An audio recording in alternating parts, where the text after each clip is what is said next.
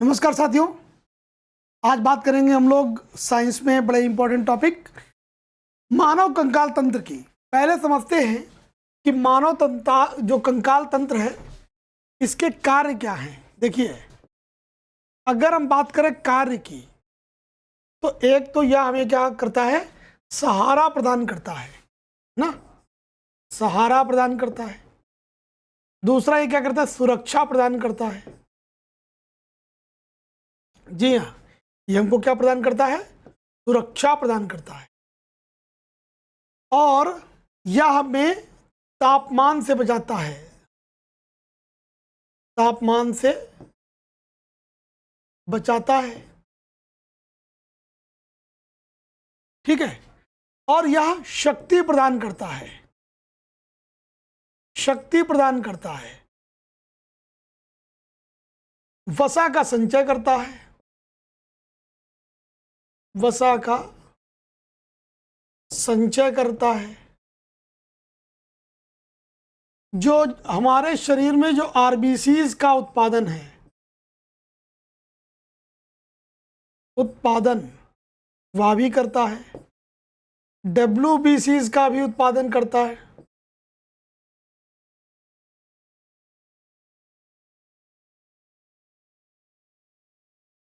अब आप सोच रहे होंगे सर ठीक है, लेकिन ये हमारे शरीर में तापमान से कैसे बचाता है, ये आपके मन में आ रहा होगा। देखिए, बात दरअसल ये है ना कि जो कंकाल तंत्र है ना वो दो प्रकार के होते हैं।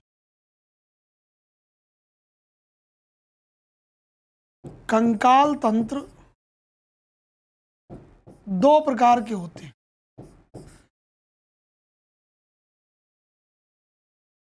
वो कौन कौन से? एक होता है बाह्य कंकाल तंत्र,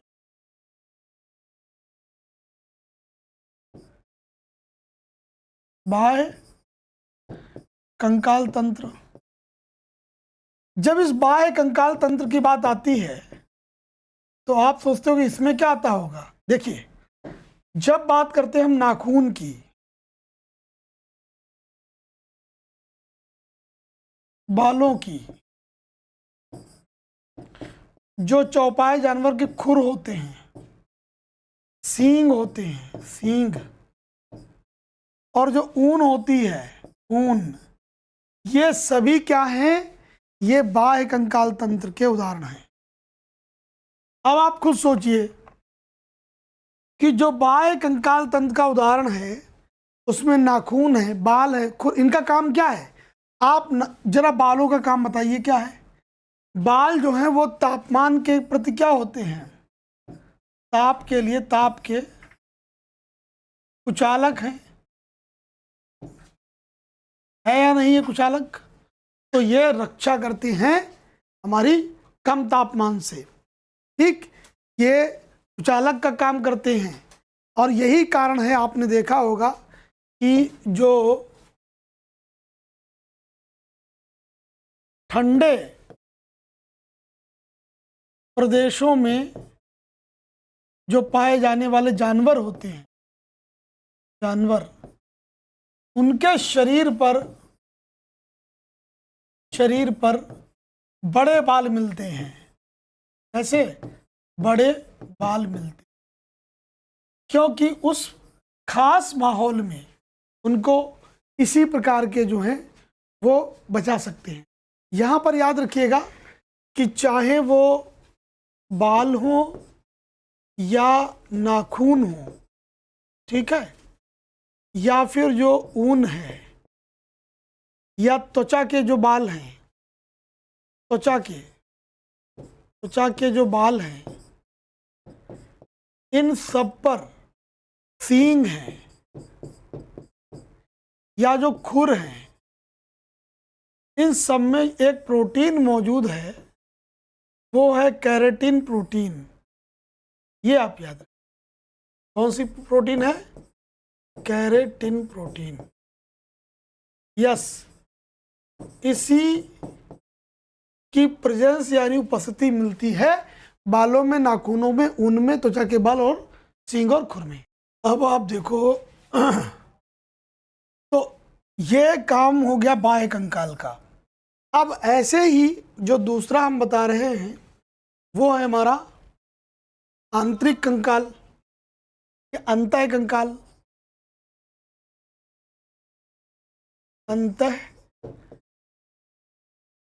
कंकाल, जब हम इसकी स्टडी की बात करते हैं तो याद रखिएगा जो अंतः कंकाल है, पहला पॉइंट, यह भ्रूण की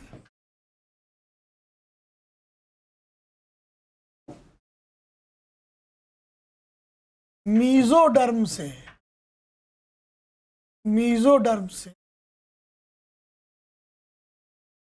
बना है। दरअसल भ्रूण का जब विकास होता है सबसे पहले 3 परतें बनती हैं। एक बनती है बाह्य, दूसरी बनती है मध्य, तीसरी बनती अंतः। तो जो मध्य होती है उसी को मीजोडर्म कहते हैं, उसी से कंकाल तंत्र का निर्माण होता है। अब जो है कंकाल तंत्र में याद रखिएगा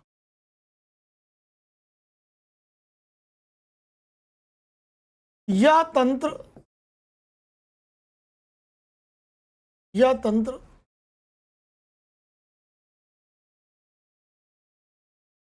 दो प्रकार के ऊतकों से बना है। नंबर 1 है अस्थि और नंबर 2 है उपास्थि। जब बात हम करते हैं अस्थि की तो याद रखिएगा इसमें जो है 38% एक ओसीन नामक प्रोटीन है, ठीक है, और 62% इसमें जो है वह जो है अकार्बनिक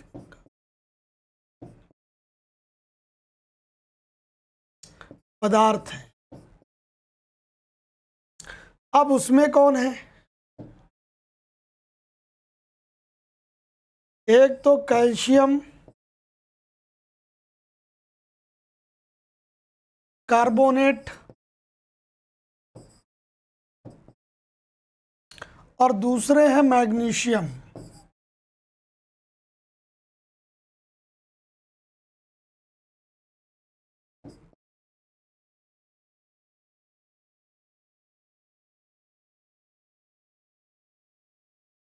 ये भी याद रखें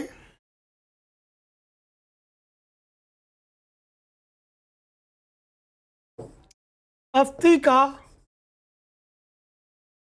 50% जल होता है, जल होता है, ठीक है।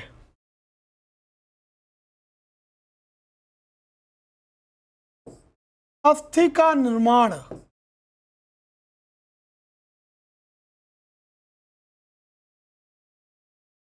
दो प्रकार की कोशिकाओं से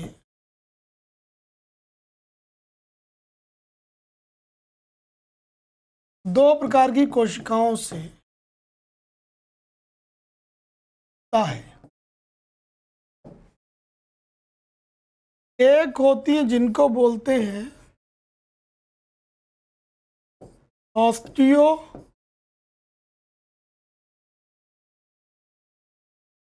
ऑस्टियोब्लास्ट और दूसरी होती हैं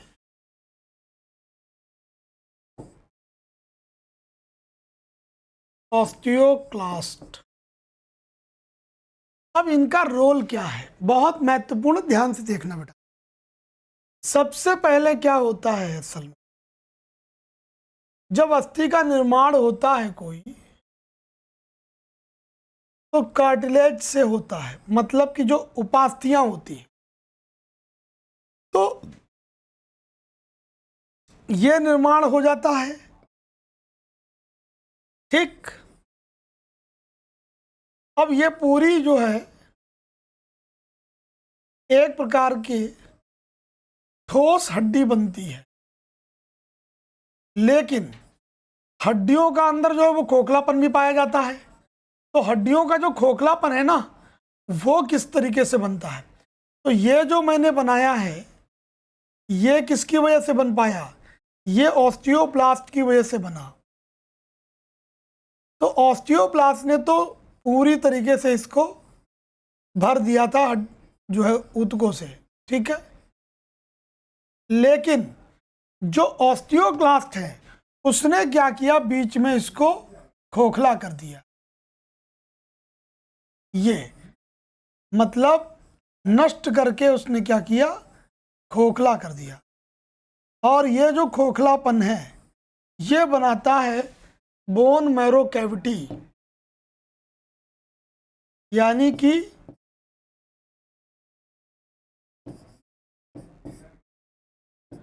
अस्थि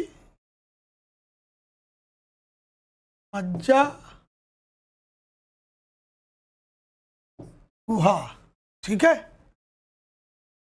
और इसमें होती है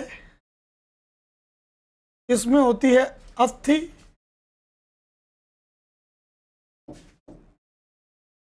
इसमें होती है अस्थि मज्जा।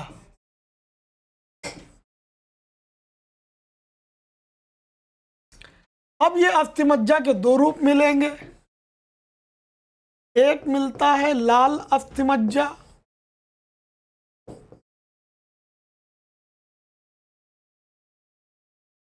और दूसरी मिलती पीली अस्थि मज्जा।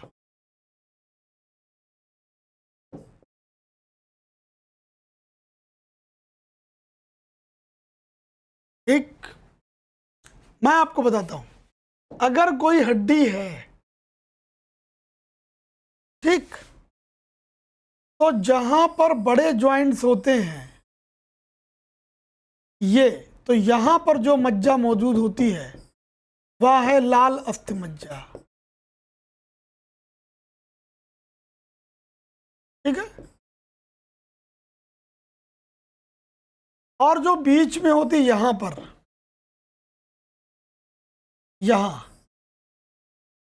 यहां है पीली अस्थि मज्जा।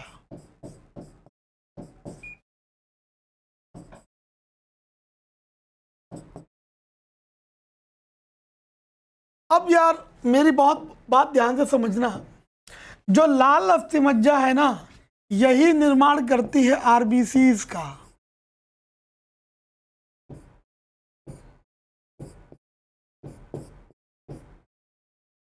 और जो पीली अस्थि मज्जा है डब्ल्यूबीसीज का निर्माण करती।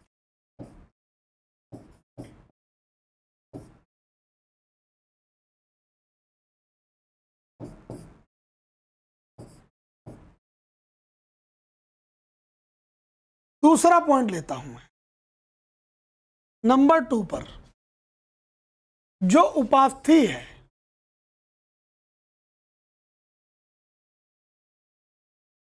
जो उपास्थि है, याद रखिए,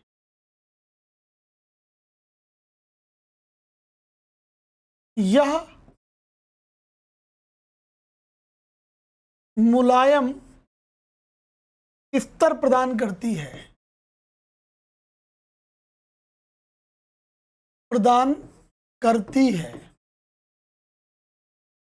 अब ये कहां कहां है, देखिए, जो शरीर में हम जो नोज देखते हैं, तो जो नोज का ये जो पार्ट होता है पीछे, आप देखते हो ये नोज में, ये आगे की ओर, जो नोज यानी नाक में जो आगे की ओर ये कड़ापन मिलता है आपको, ये नाक में जो कड़ापन है याद रखिएगा, यह हड्डी नहीं है लेकिन फिर भी सख्त है, लेकिन इतनी सख्त नहीं है कि यह बिल्कुल भी मुड़े ना। यानी कि मुलायम स्तर तो प्रदान हो रहा है लेकिन एक रूप और आकार में भी बनी रहे। यह बनी है किसकी? उपास्थियों की बनी। ध्यान रखिएगा, उपास्थियों। दूसरा याद रखें, जो हम अपने बाह्य कर्ण देखते हैं तो बाह्य कर्णों में भी आप देखिए एक रूप आपको प्रदान है, एक अच्छा खासा आकार प्रदान है, लेकिन फिर भी इनमें भी आपको शक्ति मिलती है, कठोरता मिलती है। तो ध्यान दीजिएगा, यहाँ पर ये जो है ना, ये बाह्य कर्ण है, बाह्य कर्ण है, इनको पिन्ना कहते हैं, इनमें भी कार्टिलेज मौजूद है। अब हम बात करते हैं वर्टिबल कॉलम की। वर्टिबल कॉलम यानी कि हमारी रीढ़ की हड्डी, रीढ़ की हड्डी, रीढ़ की हड्डी में वयस्क अवस्था में लगभग छोटी छोटी हड्डियां होती हैं जो एक के ऊपर एक मौजूद होती हैं। इन रीढ़ की हड्डियों में, इन रीढ़ की हड्डियों में प्रत्येक हड्डी के बीच में, यहाँ पर इन दो हड्डियों के बीच में कार्टिलेज मौजूद होता है, गद्दी की भांति काम करता है। क्या करता है? एक कुशन की भांति काम करता है। ये कुशन जो है ना, क्या करता है? आपस में हड्डियों को रगड़ने से बचाता है, आपस में हड्डियों को रगड़ से बचाता है। यहाँ पर भी क्या मौजूद है? ये जो है ना, ये मौजूद है उपास्थि। ठीक। और जो बड़ी हड्डियां होती हैं, मेरी बात ध्यान से देखिएगा, जो बड़ी हड्डियां होती हैं, ठीक है, इन बड़ी हड्डियों में जो ज्वाइंट होते हैं, ज्वाइंट पर याद रखिएगा यही उपास्थि मौजूद रहती है, यही उपास्थि मौजूद है। अब आप देखिए उपास्थि, ठीक, तो इन जगहों पर ये मौजूद रह करके अपना कार्य करती है, क्योंकि हर जगह पर सख्त हड्डी का प्रयोग नहीं कर सकते। अब आप देखिए जो मानव कंकाल है, ध्यान दीजिएगा, जो मानव कंकाल है, मानव कंकाल तंत्र को हमने दो पार्ट में डिवाइड किया। पहला है अक्षीय कंकाल तंत्र, नंबर 1 पर है अक्षीय कंकाल तंत्र। ये अक्षीय कंकाल तंत्र में क्या है देखिए, बहुत ध्यान से समझना, बड़ा इंटरेस्टिंग है। यहां पर आपको 4 भाग मिलेंगे। देखो मैंने आपको दिखाया था ना ये डायग्राम, ये देखो, अगर आप इन हाथों को और ये पैर वाला रीजन बस इनको हटा दे तो जो कुछ बचा है वो अक्षीय कंकाल तंत्र है। यानी यह पूरा सर से लेकर के ये और ये रीढ़ की हड्डी, बस यही बोलता है, इसी को कहते हैं अक्षीय कंकाल तंत्र। तो क्या आता है बेटा इसमें, देखो बहुत इंपॉर्टेंट है। इसमें सबसे पहले तो मिलेगी खोपड़ी,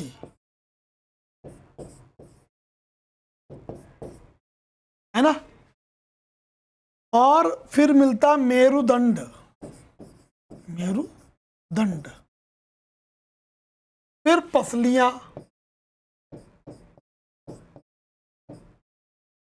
और बीच में छाती में लगी स्टर्नम। यदि हम इसकी संख्या की बात करें तो खोपड़ी में कुल 29 हड्डियां होती हैं, 29। मेरुदंड में कुल 26 होती हैं, और पसलियों में होती है 24 और स्टर्नम की 1। तो यहाँ आप कुल कर लिए 26 और 24, 50 और 30, 80, कुल 80 यहाँ पर आपको हड्डियां मिलती। और नंबर 2 पर जो मिलता है जिसको हम कहते हैं उपांग कंकाल,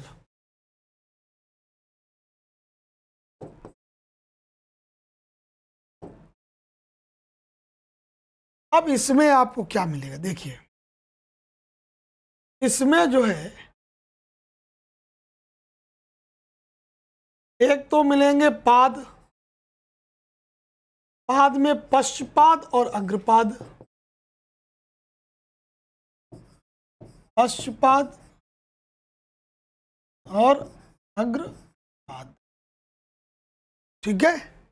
हाँ, और फिर इसमें मिलेगी मेखलाएं। आप सोच रहे हो मेखलाएं सर क्या है? बहुत ही इंटरेस्टिंग। देखिए, पाद की कुल संख्या है 120 और मेखलाओं की संख्या 6। पश्चपाद में है कुल 60 और अग्रपाद में कुल 60। कुल जोड़ लीजिए तो यहां पर है 126, टोटल हो जाएंगी 206। एक एक चीज सामने है, ये देखो, ये देख रहे हैं जो मेखला बोला है, मेखला का अर्थ जहां पर ये टंगे हुए हैं, जिनमें होल्ड होकर के हाथ और पैर टंगे होते हैं, ये होती मेखलाएं। 2 तरह की मेखलाएं हैं। एक होता है जिसको बोलते हैं हम लोग पेक्टोरल गर्डिल, ठीक है, और एक होता है पेल्विक गर्डिल। तो पेक्टोरल और पेल्विक दोनों ही की बात करेंगे, दोनों ही को समझेंगे। एक है अंश मेखला,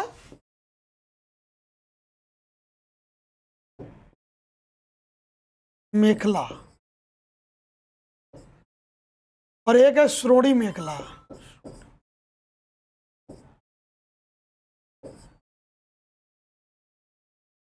ठीक है, ओके। अब आप देखिए, सबसे पहले हम एक एक करके बात करते हैं। नंबर 1 पर बात करें यदि खोपड़ी की, तो कुल इसमें है हमारी 29 हड्डियां। कहां कहां पर है देखिए, 14 हड्डियां जो हैं, 14 जो हड्डियां हैं वो कपाल की कहलाती है। 14 हड्डियां कपाल की, नहीं 14 नहीं, 8 हड्डी, और 14 हड्डियां हैं चेहरे की, और 6 हड्डियां हैं कर्ण की,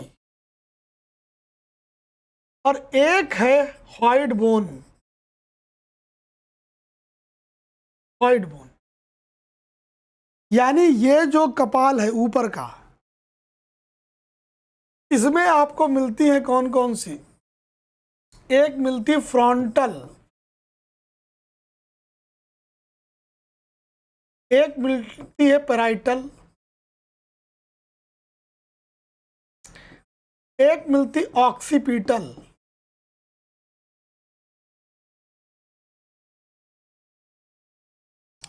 और एक है हमारी टेम्पोरल। ठीक है, चेहरे पर यहां पर कुछ बड़े ही प्रमुख नाम याद रखो। एक नेसल होती है, पोमर है, मैक्सिला है, और एक है आपकी मैंडिबल।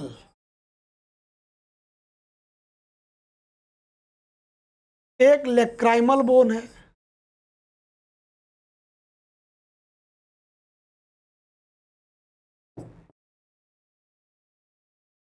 ठीक। कर्ण की बात कर ले, ये सारी किसकी हैं? चेहरे की। कर्ण की जरा ध्यान से देखिएगा, कर्ण की दोनों कर्ण में तीन तीन होती हैं। एक है steps, one is called malleus, और एक है इंकस। इंकस, इसमें याद ये रखना है पॉइंट,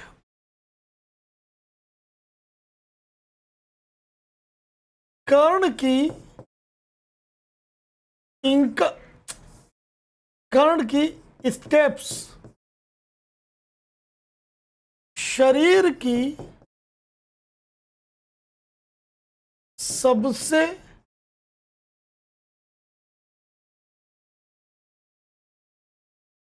छोटी हड्डी है, ठीक है। वहीं पर जबड़े की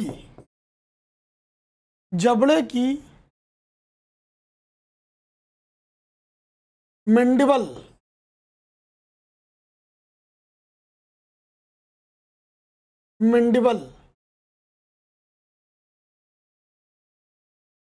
सबसे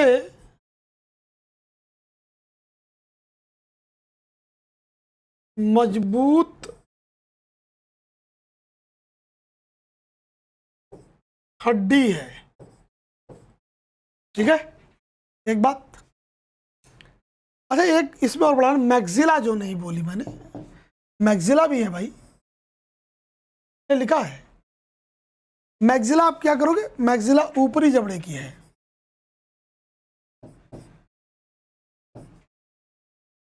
ऊपरी जबड़ा जो होता है उसकी जो है वो मैक्सिला बोन है ना। और फिर बात करें हम अगर, तो ये जो हॉइड बोन है, याद रखिएगा, ये एक शिफ्टिंग जो बोन है, ये देखते होंगे कुछ लोगों की बहुत आगे निकली रहती है, ये ऊपर नीचे। इसी बोन को ध्यान में रख करके जो फांसी दी जाती है, ताकि, क्योंकि जैसा मैंने बताया ना, ये बोन यहाँ पर मौजूद है, तो ये प्रेस होगी तो विंड पाइप को ब्लॉक कर देगी, श्वास नली को। इसलिए इसका प्रयोग जो है फांसी देते समय जल्लाद मोटी रस्सी से करता है, बड़ी महत्वपूर्ण है। बहरहाल आगे चले, तो नंबर 2 पर अब आते हैं हम लोग।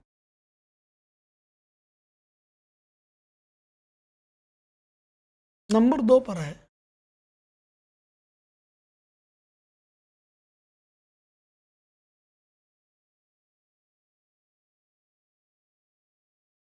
वक्षस्थल, यानी छाती की। कुल 24 है, पसलियां हैं, ठीक है, 24 पसलियां। इसमें ध्यान ही रखें, नीचे की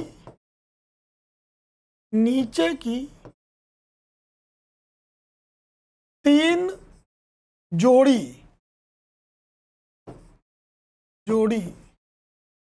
पसलियां सामने की स्टर्नम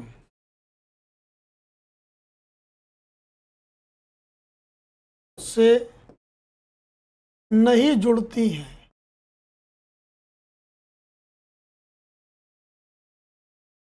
इन्हें फ्लोटिंग बोन्स कहते हैं। इन्हें फ्लोटिंग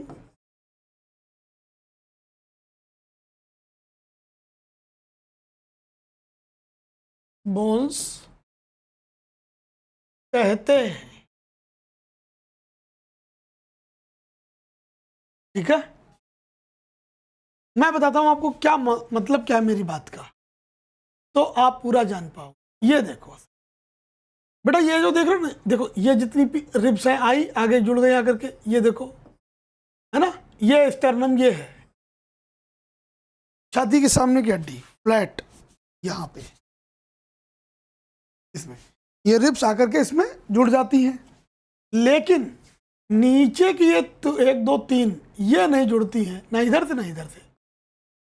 इनको फ्लोटिंग बोन्स कहते हैं। ठीक है, नंबर 3 पर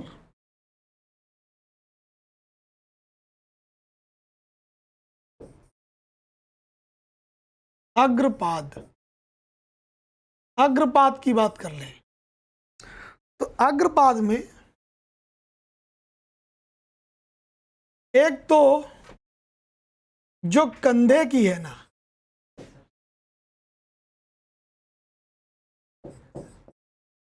कंधे की,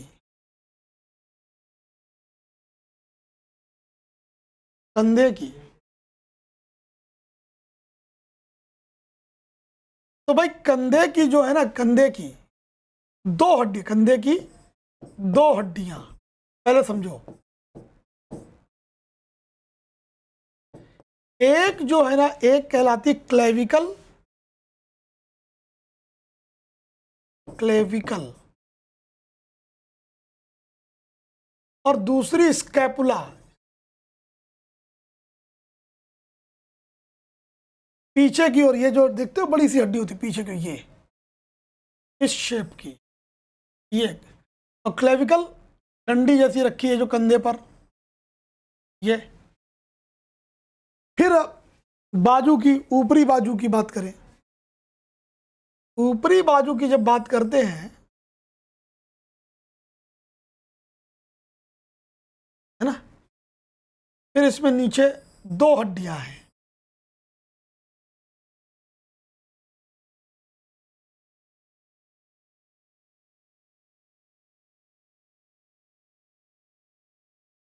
फिर ये कलाई है। ठीक है,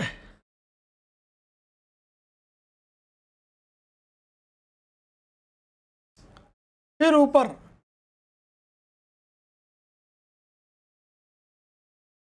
जो उंगलियों की है वो लगी हुई है।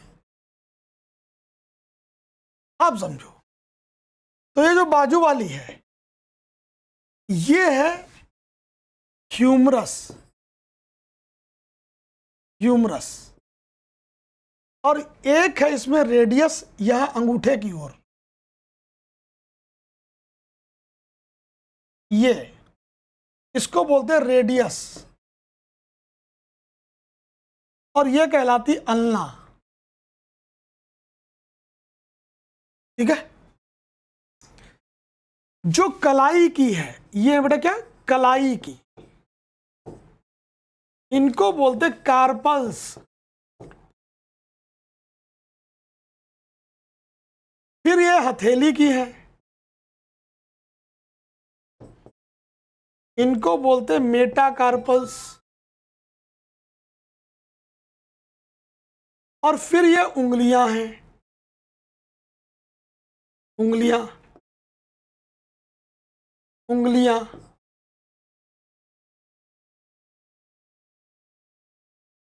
इनको बोलते हैं पैलेंजेस।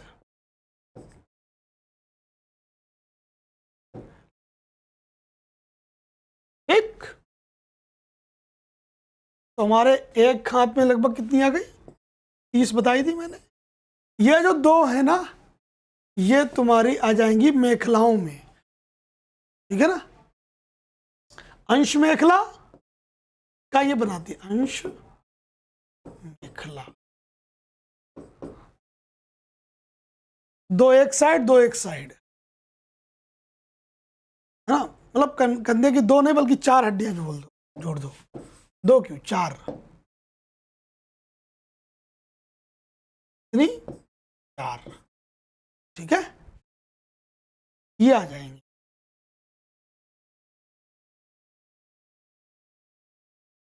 ठीक है, आइए आगे देखें, हाथ में हो गया। अब बात करते हैं पश्चपाद की।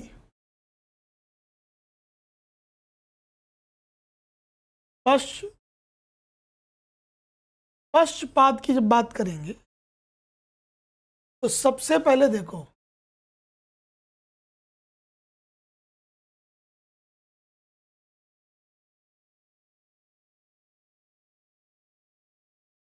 ये है कहां पे, ये निर्माण हो रहा है थाई का, यानी जांघ का।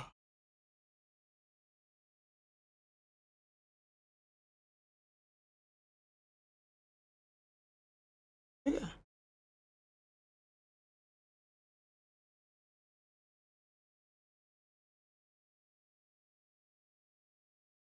ठीक। तो ये जो निर्माण है ये है फीमर, और ये है टिबिया, और ये है फेबुला। फेबुला, ठीक।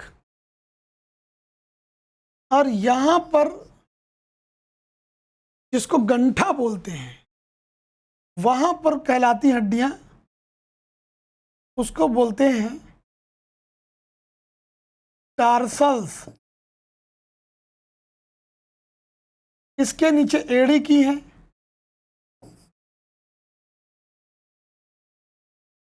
एड़ी के आगे मतलब ये मेटा टार्सल्स, और फिर ये पैर की उंगलियों की फेलेंजेस।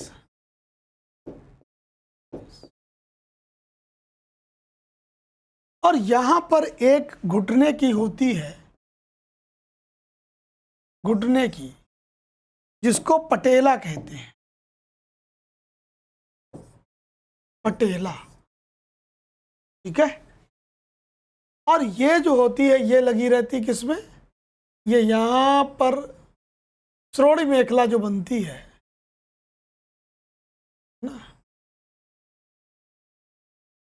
उस श्रोणि मेखला से ये लगी रहती है। तो पश्चपाद में कुल 60 हड्डियां हैं। ठीक है, जांघ की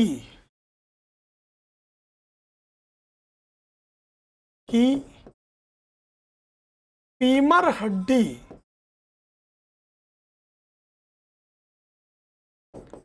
शरीर की सबसे बड़ी हड्डी है। ये आप ध्यान रखें। ठीक है, जांघ की जो है वो सबसे बड़ी हड्डी है। ठीक है, अच्छा, फिर हम बात करें तो रीढ़ की हड्डी की बात कर ले भाई, ये रह गया।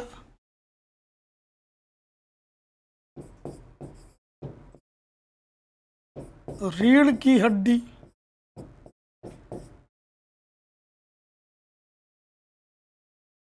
इसमें कुल 26 होती हैं, लेकिन पॉइंट याद रखिएगा, बाल्यावस्था में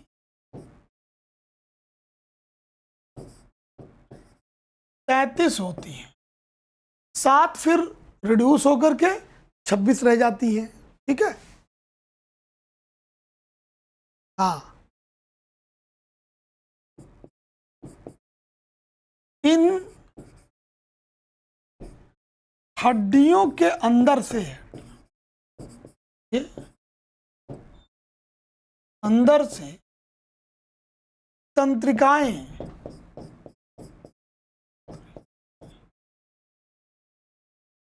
प्रवेश करती हैं।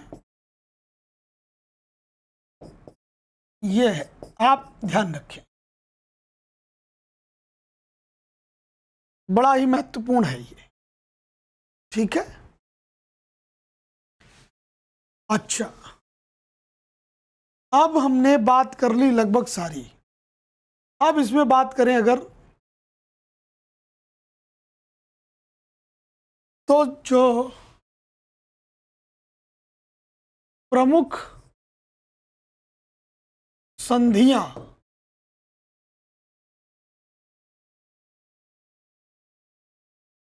ये संधियां क्या चीज है? देखिए, जहां पर बड़ी हड्डियां मिलती है ना, बड़ी हड्डियां, ये देखो, ये एक हड्डी, ये, तो यहां पर संधि बनती है। तो बड़ी हड्डियों के या दो हड्डियों के, दो हड्डियों के मिलन स्थान को संधि कहते हैं। और ये निम्न प्रकार के हैं, ये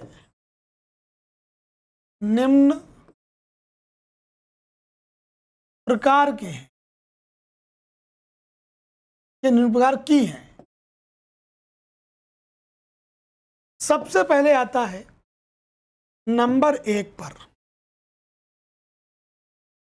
देखो, नंबर 1 जिसको बोलते हैं हम लोग पूर्ण संधि, नंबर 2 अपूर्ण संधि, और नंबर 3 अचल संधि।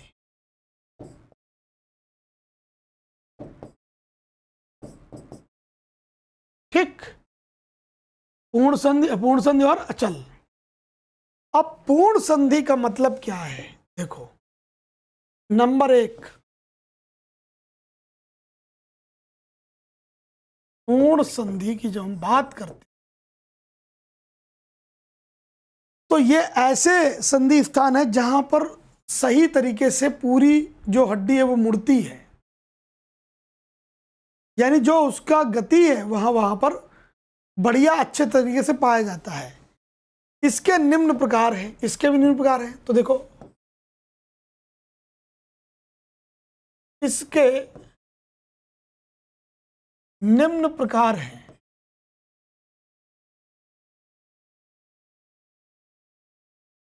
कौन कौन से? नंबर 1 पर आ जाओ।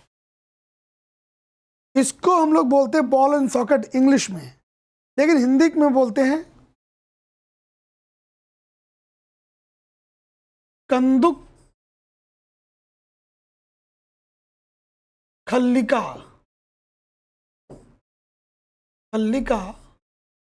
संधि। अब कंदुक खल्लिका संधि क्या है? इस संधि पर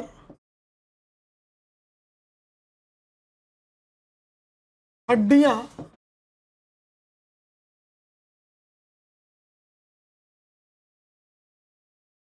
सभी दिशाओं में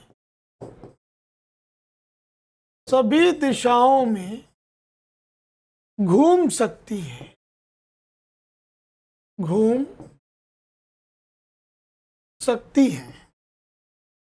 यह पहली चीज है। सारी दिशाओं में घूम जाएंगी हड्डियां। उदाहरण के लिए मैं लूं अगर, तो जो अंश मेखला और श्रोणि मेखला,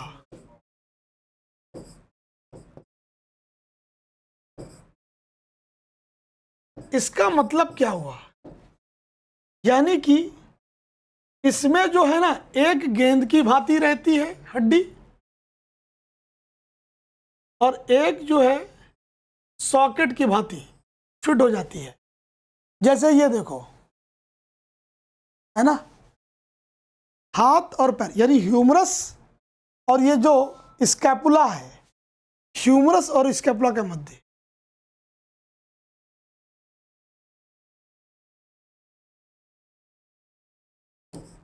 और स्कैपुला के मध्य।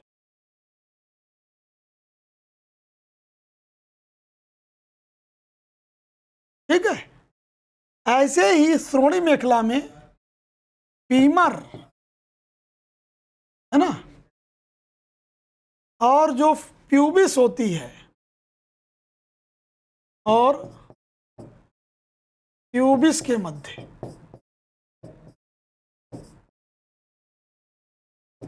ठीक है, तो ये हमारा क्या है, कंदुक खल्लिका संधि। अब आ जाओ नंबर 2 पे। नंबर 2, कब्जा हिंज संधि। कब्जा हिंज संधि। तो इस संधि पर हड्डियां एक दिशा में घूम सकती हैं। जैसे कोहनी और घुटने। उदाहरण लिख लो। उदाहरण, कोहनी और घुटना। जी हाँ, ये दोनों ही उदाहरण का है कि कब्जा, क्योंकि देखो ना, ऐसे ही तो हड्डी होती है यहां पर, ये देखो, और चाहे घुटने में ले लो, यहां पर भी ये जो घुटने के पास जो घुमाव होता है, या कोहनी के पास है ना, ये एक ही तरफ मूवमेंट करेगा। तीसरा आइए, तीसरा है हमारा खूंटी संधि। खूंटी संधि, इसमें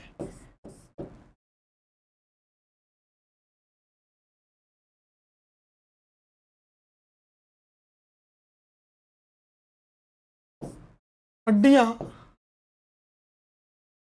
एक धुरी पर घूम सकती है। उदाहरण ले लो भाई।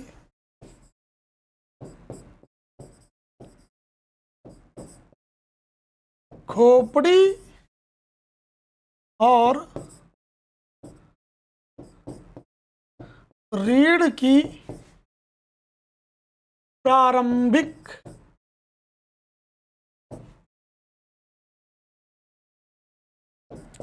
हड्डी के मध्य। देखो ना, ये ऐसे है, ये जो मूवमेंट है, ये एक अक्ष के ही परितः संभव है खूंटी संधि की वजह से। नंबर 4 पर आ जाओ। इसको बोलते सैडिल संधि। ये कहां मिलेगा? सैडिल संधि मिलता है आपको, याद रखिएगा, जहां पर आप पूरा गोला तो नहीं, लेकिन ये देखिए, लगभग आधा गोला घुमा सकते हैं। जो अंगूठा है, अपूर्ण चक्कर, जहां हड्डियां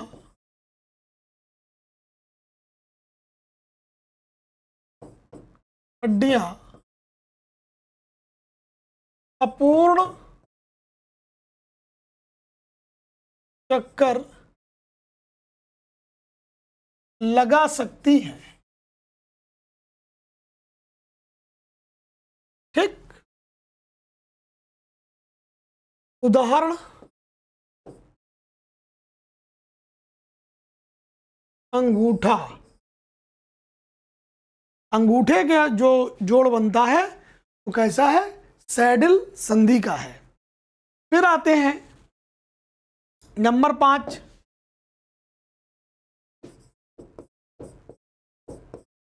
विसर्पी ग्लाइडिंग संधि।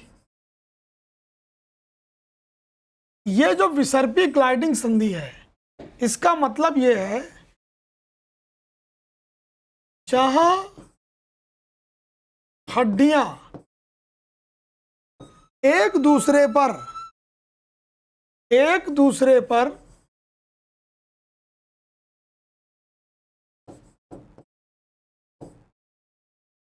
फिसल सकती हैं,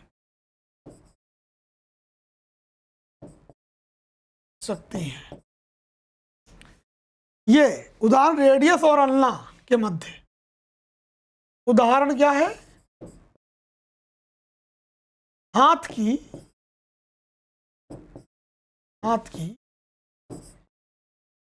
रेडियस और अल्ना के मध्य। ठीक है, ये जो मूवमेंट आप देखते हैं इस तरीके से, तो ये इसके ऊपर स्लाइड कर जाती है, ग्लाइड कर जाती है। ठीक है, अब आगे देखें।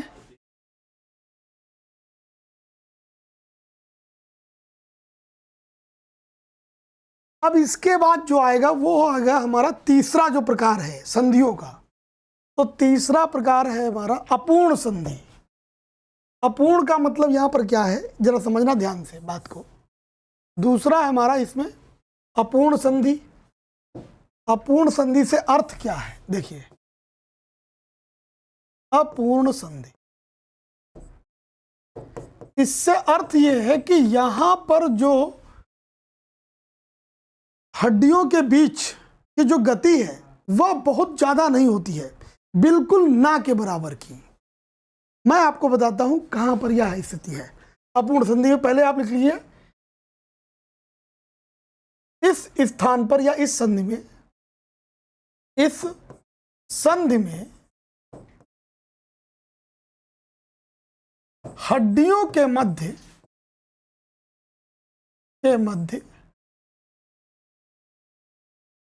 गति ना के समान, अर्थात बहुत कम होती है। ठीक है, बहुत कम होती है।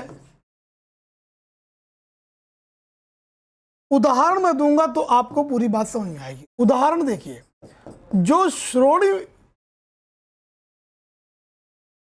मेखलाएं होती हैं, कौन सी, श्रोणि मेखलाएं, यहां पर जो लगी है हड्डियां है ना, उनके मध्य में जो गति है बिल्कुल ना के बराबर। ठीक है, यानी नितंब की जो हड्डियां हैं,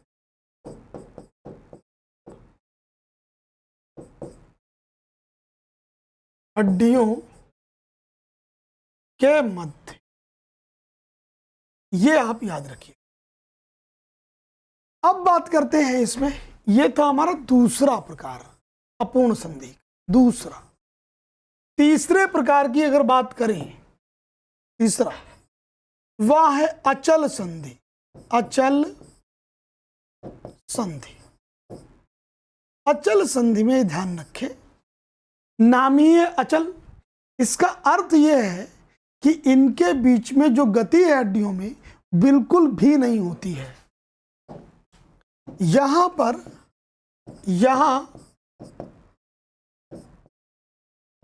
हड्डियों के मध्य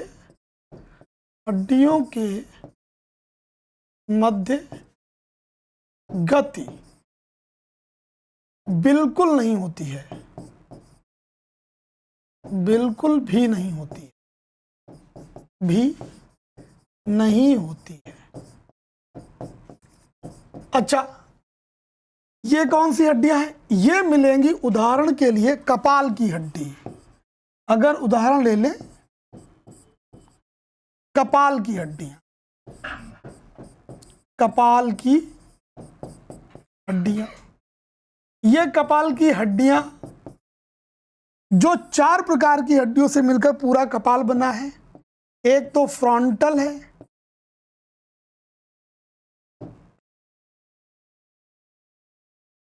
दूसरी है पैराइटल, तीसरी है ऑक्सीपिटल और चौथी है टेम्पोरल। जी हाँ, ये बिल्कुल फिक्स रहती है। आप समझो, ये जो टोटल 8 हड्डियां जो हमारे कपाल में मौजूद हैं वो क्या है? वो सभी बिल्कुल फिक्स हैं। ठीक, तो ये याद रखिएगा। यहां पर मैं आपको दिखाऊं, जब आप इसमें देखोगे, ये देखो यहां पर ये पूरा कपाल 8 हड्डियों से मिलकर बना, लेकिन इन हड्डियों के बीच का जो जोड़ है, जो संधि है, वो बिल्कुल कैसी है? अचल है। तो इस प्रकार से हमारी तीनों प्रकार की संधियां पूरी हो गई और कुल 206 हड्डियों का विवरण पूरा हो गया। किसी भी बिंदु पर किसी भी प्रकार की आपको कोई संदेह लगे, कोई बात, कोई जानकारी, तो वह आप प्लीज मुझे मैसेज करिएगा। मेरा पूरा प्रयास रहेगा कि मैं अगले जो चैप्टर है उसके डिस्कशन में उस बात को जरूर मेंशन करूंगा। आज के लिए इतना ही। पूरा देखिएगा, समझिएगा और बताइएगा कि यह चैप्टर आपको कैसा लगा। धन्यवाद।